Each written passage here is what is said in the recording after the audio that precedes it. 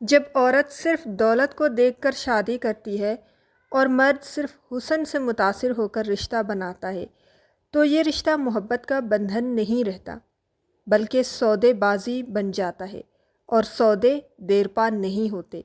وہ عورت جس نے سچے دل، وفاداری یا ہم مزاجی کو نہیں دیکھا، بس پیسوں کے انبار، گاڑیوں کی چمک اور برانڈڈ زندگی کو دیکھ کر شادی کی، وقت کے ساتھ اسے احساس ہوتا ہے کہ دولت عیش تو کرا سکتی ہے مگر محبت کا لمس نہیں دے سکتی، اور جب وہ لمس نہ ملے تو سونے کے بنگلے بھی تنہائی کا کمرہ لگتے ہیں۔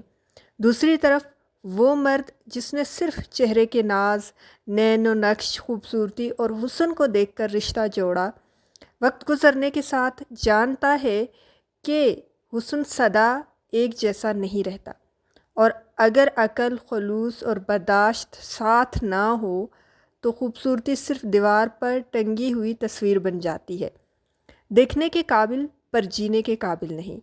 پھر اس سب کا نتیجہ کیا نکلتا ہے؟ پیسہ اپنی شان دکھاتا ہے، حسن اپنی تھکن۔ عورت دل میں خلا لے کے سوچتی ہے شاید یہ زندگی وہ نہیں جس کا خواب دیکھا تھا، اور مرد آہستہ آہستہ اکتا کر کہتا ہے یہ رشتہ اب صرف خوبصورتی کی قید ہے، دل کا سکون نہیں۔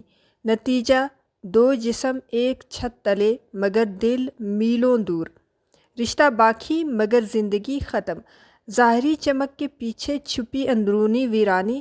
رشتہ صرف دولت سے بنتا تو امیر عورتیں کبھی تنہا نہ ہوتی، رشتہ صرف حسن سے اور خوبصورتی سے بنتا تو حسین چہروں کے آنسو نہ بہتے۔